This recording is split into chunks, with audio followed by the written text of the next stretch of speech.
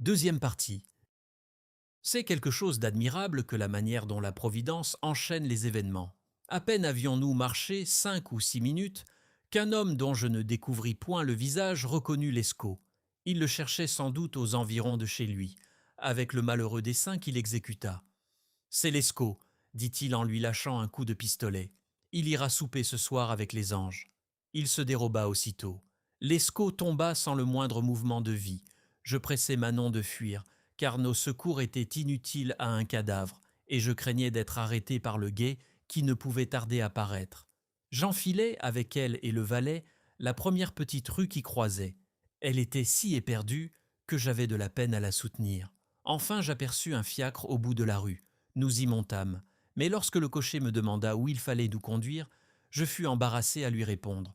Je n'avais point d'asile assuré, ni d'amis de confiance à qui j'osasse avoir recours. J'étais sans argent, n'ayant guère plus d'une demi-pistole dans ma bourse. La frayeur et la fatigue avaient tellement incommodé Manon qu'elle était à demi pâmée près de moi. J'avais d'ailleurs l'imagination remplie du meurtre de Lescaut, et je n'étais pas encore sans appréhension de la part du guet. Quel parti prendre ? Je me souvins heureusement de l'auberge de Chaillot, où j'avais passé quelques jours avec Manon lorsque nous étions allés dans ce village pour y demeurer. J'espérais non seulement y être en sûreté, mais y pouvoir vivre quelque temps sans être pressé de payer. « Mène-nous à Chaillot », dis-je au cocher. Il refusa d'y aller si tard à moins d'une pistole. Autre sujet d'embarras. Enfin nous convînmes de 6 francs. C'était toute la somme qui restait dans ma bourse. Je consolai Manon en avançant, mais au fond, j'avais le désespoir dans le cœur. Je me serais donné 1000 fois la mort, si je n'eusse pas eu dans mes bras le seul bien qui m'attachait à la vie. Cette seule pensée me remettait. Je la tiens du moins, disais-je. Elle m'aime, elle est à moi. Tiberge a beau dire, ce n'est pas là un fantôme de bonheur. Je verrai périr tout l'univers sans y prendre intérêt. Pourquoi ? Parce que je n'ai plus d'affection de reste. Ce sentiment était vrai. Cependant, dans le temps que je faisais si peu de cas des biens du monde, je sentais que j'aurais eu besoin d'en avoir du moins une petite partie pour mépriser encore plus souverainement tout le reste. L'amour est plus fort que l'abondance, plus fort que les trésors et les richesses. Mais il a besoin de leur secours, et rien n'est plus désespérant pour un amant délicat que de se voir ramené par là, malgré lui, à la grossièreté des âmes les plus basses. Il était 11 heures quand nous arrivâmes à Chaillot. Nous fûmes reçus à l'auberge comme des personnes de connaissance. On ne fut pas surpris de voir Manon en habit d'homme, parce qu'on est accoutumé, à Paris et aux environs, de voir prendre aux femmes toutes sortes de formes. Je la fis servir aussi proprement que si j'eusse été dans la meilleure fortune. Elle ignorait que je fusse mal en argent. Je me gardais bien de lui en rien apprendre, étant résolu de retourner seul à Paris le lendemain pour chercher quelque remède à cette fâcheuse espèce de maladie. Elle me parut pâle et maigre en soupant. Je ne m'en étais point aperçu à l'hôpital, parce que la chambre où je l'avais vue n'était pas des plus claires. Je lui demandai si ce n'était point encore un effet de la frayeur qu'elle avait eue en voyant assassiner son frère. Elle m'assura que, quelque touchée qu'elle fût de cet accident, sa pâleur ne venait que d'avoir essuyé pendant 3 mois mon absence. « Tu m'aimes donc extrêmement ?» lui répondis-je. « 1000 fois plus que je ne puis dire, reprit-elle. Tu ne me quitteras donc plus jamais ? Ajoutai-je. Non, jamais, répliqua-t-elle. Cette assurance fut confirmée par tant de caresses et de serments qu'il me parut impossible, en effet, qu'elle pût jamais les oublier. J'ai toujours été persuadé qu'elle était sincère. Quelle raison aurait-elle eu de se contrefaire jusqu'à ce point ? Mais elle était encore plus volage, ou plutôt elle n'était plus rien, et elle ne se reconnaissait pas elle-même, lorsque, ayant devant les yeux des femmes qui vivaient dans l'abondance, elle se trouvait dans la pauvreté et dans le besoin. J'étais à la veille d'en avoir une dernière preuve qui a surpassé toutes les autres, et qui a produit la plus étrange aventure qui soit jamais arrivée à un homme de ma naissance et de ma fortune. Comme je la connaissais de cette humeur, je me hâtai le lendemain d'aller à Paris. La mort de son frère et la nécessité d'avoir du linge et des habits pour elle et pour moi étaient de si bonnes raisons que je n'eus pas besoin de prétexte. Je sortis de l'auberge avec le dessein, dis-je à Manon et à mon hôte, de prendre un carrosse de louage. Mais c'était une gasconnade, la nécessité m'obligeant d'aller à pied. Je marchai fort vite jusqu'au Cours-la-Reine, où j'avais dessein de m'arrêter. Il fallait bien prendre un moment de solitude et de tranquillité pour m'arranger et prévoir ce que j'allais faire à Paris. Je m'assis sur l'herbe. J'entrai dans une mer de raisonnements et de réflexions, qui se réduisirent peu à peu à 3 principaux articles. J'avais besoin d'un prompt secours pour un nombre infini de nécessités présentes. J'avais à chercher quelque voie qui pût du moins m'ouvrir des espérances pour l'avenir. Et, ce qui n'était pas de moindre importance, j'avais des informations et des mesures à prendre pour la sûreté de Manon et pour la mienne. Après m'être épuisé en projets et en combinaisons sur ces 3 chefs, je jugeais encore à propos d'en retrancher les 2 derniers. Nous n'étions pas mal à couvert dans une chambre de Chaillot, et pour les besoins futurs, je crus qu'il serait temps d'y penser lorsque j'aurais satisfait au présent. Il était donc question de remplir actuellement ma bourse. Monsieur de T m'avait offert généreusement la sienne, mais j'avais une extrême répugnance à le remettre moi-même sur cette matière. Quel personnage que d'aller exposer sa misère à un étranger et de le prier de nous faire part de son bien. Il n'y a qu'une âme lâche qui en soit capable, par une bassesse qui l'empêche d'en sentir l'indignité, ou un chrétien humble, par un excès de générosité qui le rend supérieur à cette honte. Je n'étais ni un homme lâche, ni un bon chrétien. J'aurais donné la moitié de mon sang pour éviter cette humiliation. Tiberge, disais-je, le bon Tiberge me refusera-t-il ce qu'il aura le pouvoir de me donner? Non, il sera touché de ma misère, mais il m'assassinera par sa morale.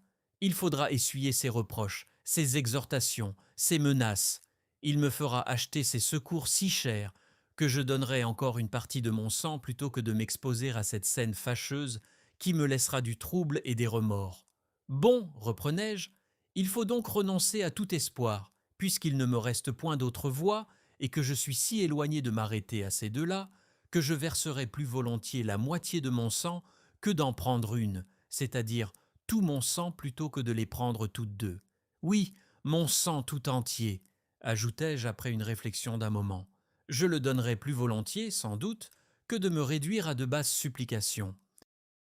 Mais il s'agit bien ici de mon sang, il s'agit de la vie et de l'entretien de Manon, il s'agit de son amour et de sa fidélité.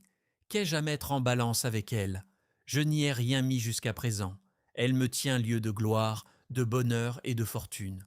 Il y a bien des choses, sans doute, que je donnerais ma vie pour obtenir ou pour éviter. Mais estimer une chose plus que ma vie n'est pas une raison pour l'estimer autant que Manon. Je ne fus pas longtemps à me déterminer après ce raisonnement. Je continuai mon chemin, résolu d'aller d'abord chez Tiberge et de là chez Monsieur de T. En entrant à Paris, je pris un fiacre, quoique je n'eusse pas de quoi le payer. Je comptais sur les secours que j'allais solliciter. Je me fis conduire au Luxembourg, d'où j'envoyai avertir Tiberge que j'étais à l'attendre. Il satisfit mon impatience par sa promptitude. Je lui appris l'extrémité de mes besoins sans nul détour. Il me demanda si les 100 pistoles que je lui avais rendues me suffiraient, et sans m'opposer un seul mot de difficulté, il me les alla chercher dans le moment, avec cet air ouvert et ce plaisir à donner qui n'est connu que de l'amour et de la véritable amitié. Quoique je n'eusse pas eu le moindre doute du succès de ma demande, je fus surpris de l'avoir obtenue à si bon marché, c'est-à-dire sans qu'il m'eût querellé sur mon impénitence. Mais je me trompais en me croyant tout à fait quitte de ses reproches, car lorsqu'il eut achevé de me compter son argent et que je me préparais à le quitter, il me pria de faire avec lui un tour d'allée. Je ne lui avais point parlé de Manon. Il ignorait qu'elle fût en liberté.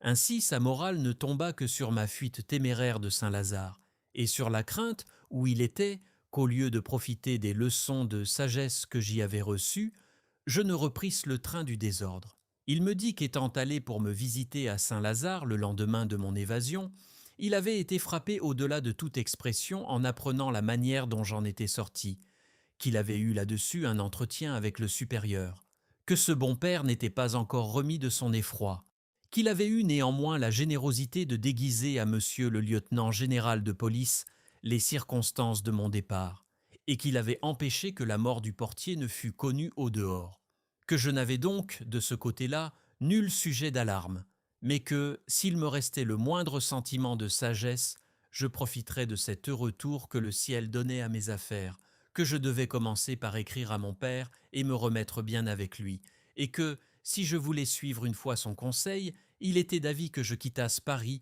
pour retourner dans le sein de ma famille. J'écoutai son discours jusqu'à la fin.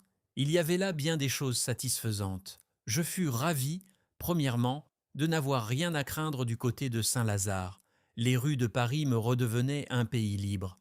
En second lieu, je m'applaudis de ce que Tiberge n'avait pas la moindre idée de la délivrance de Manon et de son retour avec moi. Je remarquai même qu'il avait évité de me parler d'elle, dans l'opinion apparemment qu'elle me tenait moins au cœur, puisque je paraissais si tranquille sur son sujet.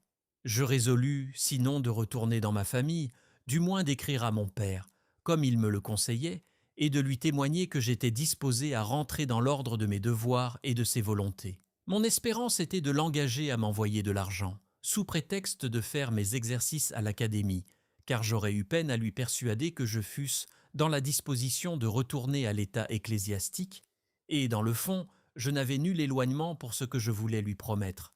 J'étais bien aise, au contraire, de m'appliquer à quelque chose d'honnête et de raisonnable, autant que ce dessein pourrait s'accorder avec mon amour. Je faisais mon compte de vivre avec ma maîtresse et de faire en même temps mes exercices. Cela était fort compatible.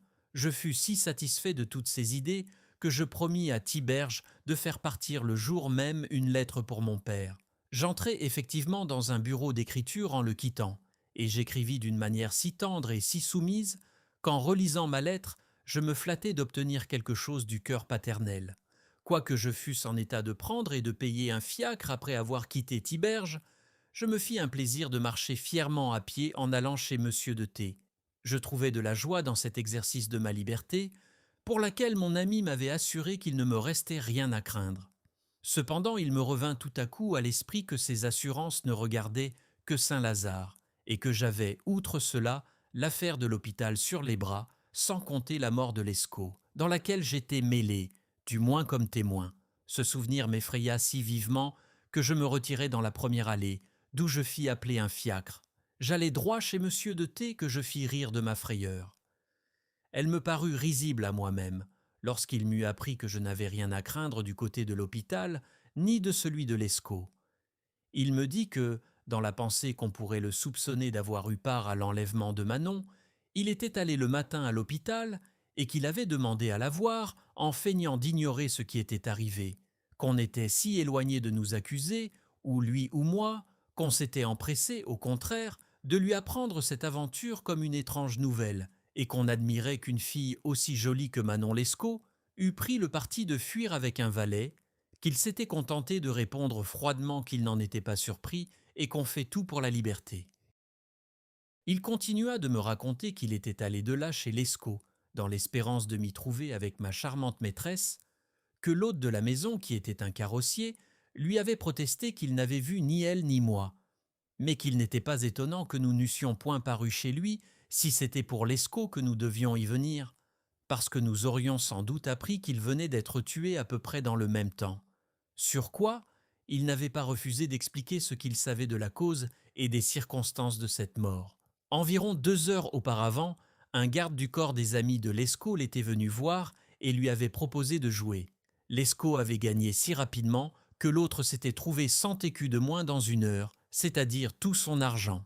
Ce malheureux qui se voyait sans un sou avait prié Lescaut de lui prêter la moitié de la somme qu'il avait perdue, et sur quelques difficultés nées à cette occasion, il s'était querellé avec une animosité extrême.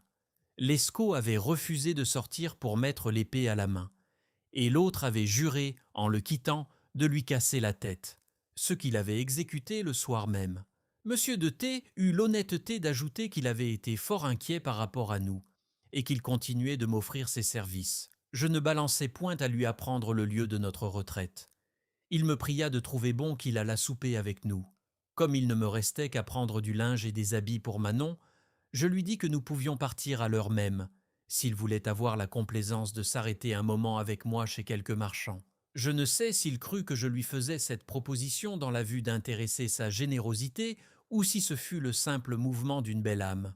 Mais, ayant consenti à partir aussitôt, il me mena chez les marchands qui fournissaient sa maison. Il me fit choisir plusieurs étoffes d'un prix plus considérable que je ne me l'étais proposé, et lorsque je me disposais à les payer, il défendit aux marchands de recevoir un sou de moi. Cette galanterie se fit de si bonne grâce que je crus pouvoir en profiter sans honte. Nous prîmes ensemble le chemin de Chaillot, où j'arrivais avec moins d'inquiétude que je n'en étais parti. Ma présence et les politesses de M. de T dissipèrent tout ce qui pouvait rester de chagrin à Manon. Oublions nos terreurs passées, ma chère amie, lui dis-je en arrivant, et recommençons à vivre plus heureux que jamais. Après tout, l'amour est un bon maître. La fortune ne saurait nous causer autant de peine qu'il nous fait goûter de plaisir. Notre souper fut une vraie scène de joie. J'étais plus fier et plus content avec Manon et mes 100 pistoles que le plus riche partisan de Paris avec ses trésors entassés. Il faut compter ses richesses par les moyens qu'on a de satisfaire ses désirs. Je n'en avais pas un seul à remplir. L'avenir même me causait peu d'embarras. J'étais presque sûr que mon père ne ferait pas difficulté de me donner de quoi vivre honorablement à Paris, parce qu'étant dans ma 20e année, j'entrais en droit d'exiger ma part du bien de ma mère. Je ne cachai point à Manon que le fond de mes richesses n'était que de 100 pistoles. C'était assez pour attendre tranquillement une meilleure fortune qui semblait ne me pouvoir manquer, soit par mes droits naturels ou par les ressources du jeu. Ainsi, pendant les premières semaines, je ne pensais qu'à jouir de ma situation, et la force de l'honneur, autant qu'un reste de ménagement pour la police, me faisant remettre de jour en jour à renouer avec les associés de l'hôtel de Transylvanie, je me réduisis à jouer dans quelques assemblées moins décriées, où la faveur du sort m'épargna l'humiliation d'avoir recours à l'industrie. J'allais passer à la ville une partie de l'après-midi et je revenais souper à Chaillot, accompagné fort souvent de M. de T, dont l'amitié croissait de jour en jour pour nous. Manon trouva des ressources contre l'ennui. Elle se lia dans le voisinage avec quelques jeunes personnes que le printemps y avait ramenées. La promenade et les petits exercices de leur sexe faisaient alternativement leur occupation. Une partie de jeu dont elles avaient réglé les bornes fournissait aux frais de la voiture. Elles allaient prendre l'air au bois de Boulogne. Et le soir, à mon retour, je retrouvais Manon plus belle, plus contente et plus passionnée que jamais. Il s'éleva néanmoins quelques nuages qui semblèrent menacer l'édifice de mon bonheur, mais ils furent nettement dissipés, et l'humeur folâtre de Manon rendit le dénouement si comique que je trouve encore de la douceur dans un souvenir qui me représente sa tendresse et les agréments de son esprit. Le seul valet qui composait notre domestique me prit un jour à l'écart pour me dire, avec beaucoup d'embarras, qu'il avait un secret d'importance à me communiquer. Je l'encourageai à parler librement. Après quelques détours, il me fit entendre qu'un seigneur étranger semblait avoir pris beaucoup d'amour pour mademoiselle Manon. Le trouble de mon sang se fit sentir dans toutes mes veines. En a-t-elle pour lui ? Interrompis-je plus brusquement que la prudence ne le permettait pour m'éclaircir. Ma vivacité l'effraya. Il me répondit d'un air inquiet que sa pénétration n'avait pas été si loin, mais qu'ayant observé depuis plusieurs jours que cet étranger venait assidûment au bois de Boulogne, qu'il y descendait de son carrosse et que, s'engageant seul dans les contre-allées, il paraissait chercher l'occasion de voir ou de rencontrer mademoiselle, il lui était venu à l'esprit de faire quelques liaisons avec ces gens pour apprendre le nom de leur maître, qu'ils le traitaient de prince italien et qu'ils le soupçonnaient eux-mêmes de quelque aventure galante. Qu'il n'avait pu se procurer d'autre lumière, ajouta-t-il en tremblant, parce que le prince, étant alors sorti du bois, s'était approché familièrement de lui et lui avait demandé son nom, après quoi, comme s'il eût deviné qu'il était à notre service, il l'avait félicité d'appartenir à la plus charmante personne du monde. J'attendais impatiemment la suite de ce récit. Il le finit par des excuses timides, que je n'attribuais qu'à mes imprudentes agitations. Je le pressai en vain de continuer sans déguisement. Il me protesta qu'il ne savait rien de plus et que ce qu'il venait de me raconter étant arrivé le jour précédent, il n'avait pas revu les gens du prince. Je le rassurai non seulement par des éloges, mais par une honnête récompense. Et sans lui marquer la moindre défiance de Manon, je lui recommandai d'un ton plus tranquille de veiller sur toutes les démarches de l'étranger.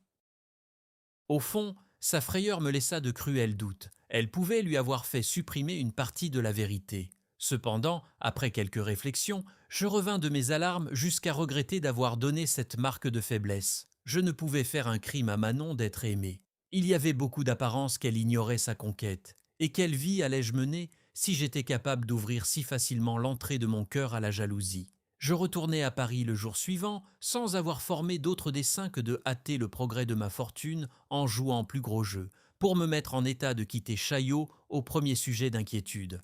Le soir, je n'appris rien de nuisible à mon repos.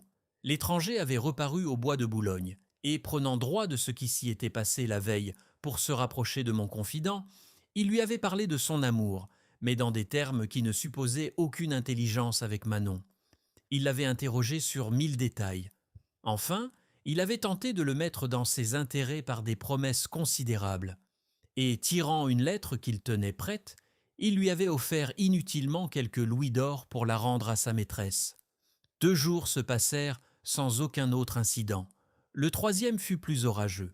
J'appris, en arrivant de la ville assez tard, que Manon, pendant sa promenade, s'était écartée un moment de ses compagnes, et que l'étranger, qui la suivait à peu de distance, s'étant approché d'elle au signe qu'elle lui en avait fait, elle lui avait remis une lettre qu'il avait reçue avec des transports de joie.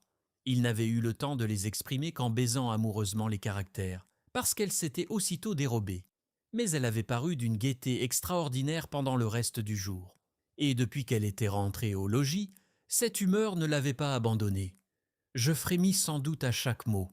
Es-tu bien sûr, dis-je tristement à mon valet, que tes yeux ne t'aient pas trompé? Il prit le ciel à témoin de sa bonne foi. Je ne sais à quoi les tourments de mon cœur m'auraient apporté, si Manon, qui m'avait entendu rentrer, ne fût venue au-devant de moi avec un air d'impatience et des plaintes de ma lenteur.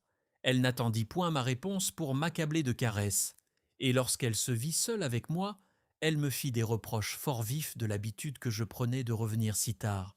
Mon silence lui laissant la liberté de continuer, elle me dit que depuis 3 semaines je n'avais pas passé une journée entière avec elle, qu'elle ne pouvait soutenir de si longues absences, qu'elle me demandait du moins un jour, par intervalle, et que, dès le lendemain, elle voulait me voir près d'elle du matin au soir. J'y serai, n'en doutez pas, lui répondis-je d'un ton assez brusque. Elle marqua peu d'attention pour mon chagrin, et dans le mouvement de sa joie, qui me parut en effet d'une vivacité singulière, elle me fit 1000 peintures plaisantes de la manière dont elle avait passé le jour. Étrange fille, me disais-je à moi-même, que dois-je attendre de ce prélude? L'aventure de notre première séparation me revint à l'esprit. Cependant, je croyais voir dans le fond de sa joie et de ses caresses un air de vérité qui s'accordait avec les apparences. Il ne me fut pas difficile de rejeter la tristesse dont je ne pus me défendre pendant notre souper, sur une perte que je me plaignais d'avoir faite au jeu. J'avais regardé comme un extrême avantage que l'idée de ne pas quitter Chaillot le jour suivant fût venue d'elle-même. C'était gagner du temps pour mes délibérations. Ma présence éloignait toutes sortes de craintes pour le lendemain. Et si je ne remarquais rien qui m'obligeât de faire éclater mes découvertes, j'étais déjà résolu de transporter, le jour d'après, mon établissement à la ville, dans un quartier où je n'eusse rien à démêler avec les princes italiens. Cet arrangement me fit passer une nuit plus tranquille, mais il ne m'ôtait pas la douleur d'avoir à trembler pour une nouvelle infidélité.